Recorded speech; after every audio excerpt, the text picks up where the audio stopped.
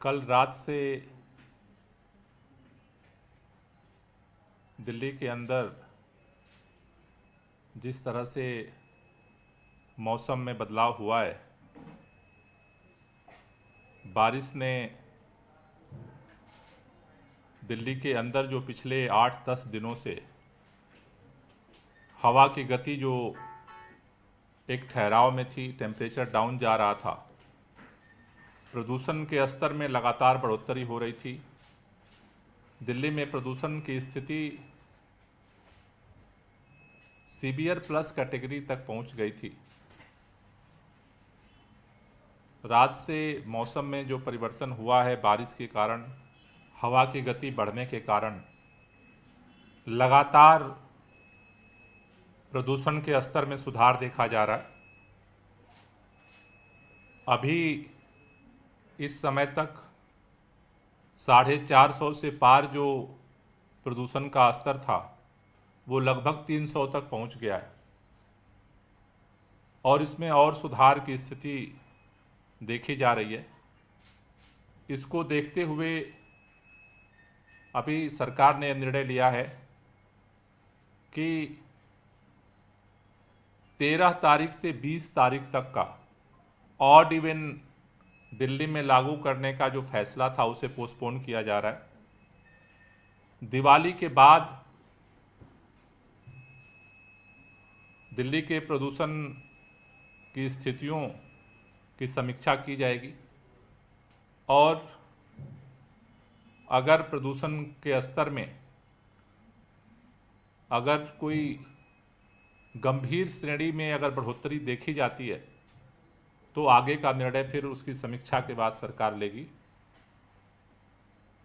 आज अभी supreme court में प्रदूषण को लेकर के सुनवाई हुई है। उसमें कई बिंदुओं पर सरकार ने अपने पक्ष कोर्ट के सामने रखे थे। सरकार अभी कोर्ट के रिटन फैसले का इंतज़ार कर रही है और उसको पढ़ने के बाद जो जो सुप्रीम कोर्ट के फैसले में डायरेक्शंस होगा उसके अनुसार आगे के अपने कदम को निर्धारित करेगी। दूसरा, दिल्ली के अंदर जो ग्रैब 4 के तहत नियम में ट्रकों की पाबंदी है, उसमें कई तरह की शिकायतें आ रही थीं कि कई जगहों से ट्रक जो है जो की एंट्री नहीं है, जो आवश्यक सामग्री या आवश्यक सेवाएं प्रदान करने वाले नहीं हैं, उनकी भी एंट्री दिल्ली के अंदर हो रही है।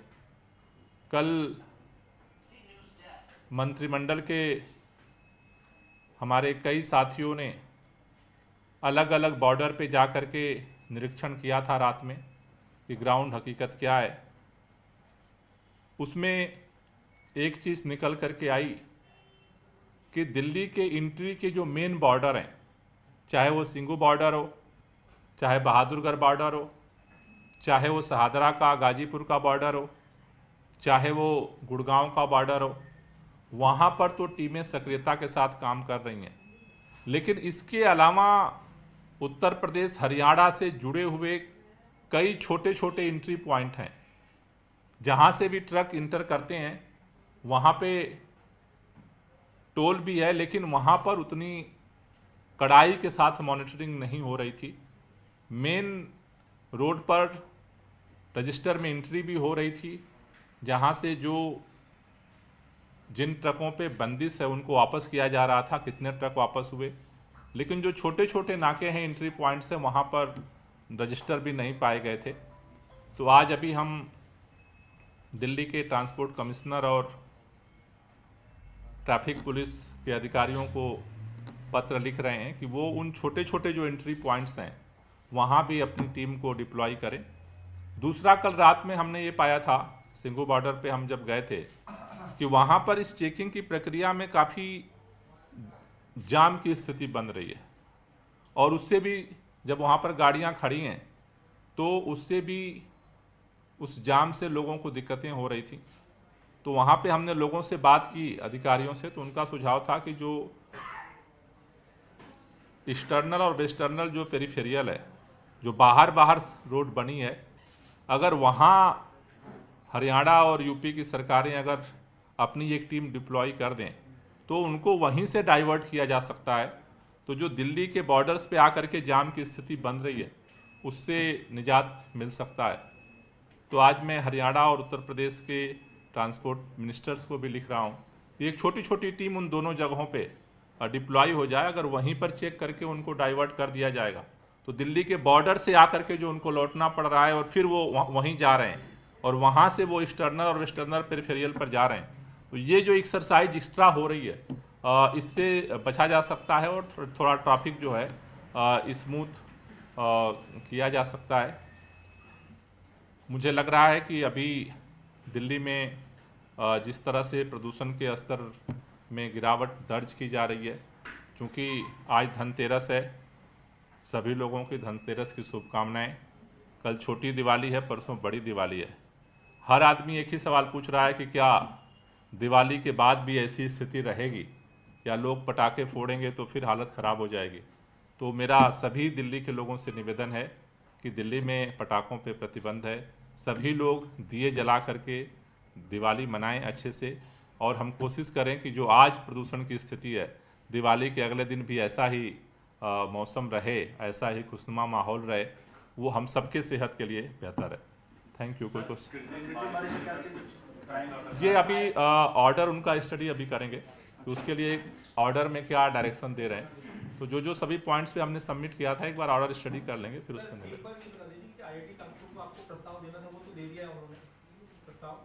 नहीं, प्रस्ताव तो उन्होंने जो पहला दे दिया था, डिटेल प्रस्ताव के लिए हमने चीफ सेक्रेटरी को कल वो दिया है डायरेक्शन कि अब वो आगे का, लेकिन अभी एक बार सुप्रीम कोर्ट का जो सारा डायरेक्शन है, जो ऑर्डर है, एक बार स्टडी करके फिर आगे की प्रक्रिया। अगर आप थोड़ा सा बता सकें के आसपास, तो क्या वो तारीख भी आगे शिफ्ट हो जाएगी क्योंकि मौसम साफ हो रहा है? सर, इसमें कोर्ट ने ये कहा है कि हमारी मंजूरी की जरूरत नहीं है, आप जो नोडल एजेंसियां उनके नो, एक बार रिटेन ऑर्डर आ जाएगा, रिटेन ऑर्डर पढ़ने के बाद फिर वो क्लियरिटी के साथ हम आगे का एक्शन प्लान बनाएंगे। सर, ऐप बेस्ड जो टैक्स हैं, क्या उस पर कोई क्लैरिफिकेशन होगा? नहीं, अभी ऑर्डर नहीं आया है। जैसा मैंने एक ही बात कही कि कोर्ट के अंदर कई सारे जो ऑब्जर्वेशंस थे उस पर हमने अपने एफिडेविट में चीज़ों को सबमिट किया था, उसको लेकर के कोर्ट के ऑर्डर का इंतजार है।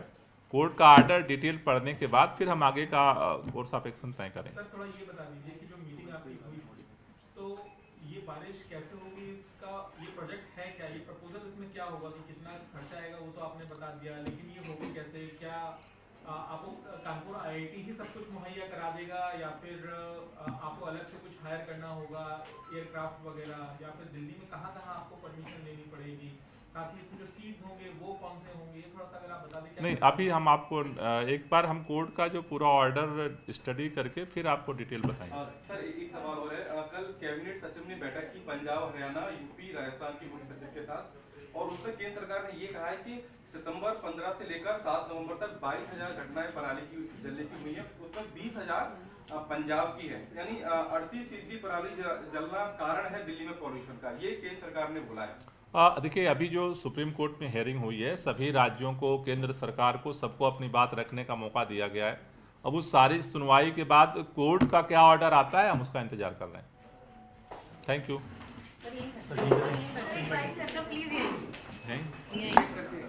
पहले सर कर रहे हैं फिर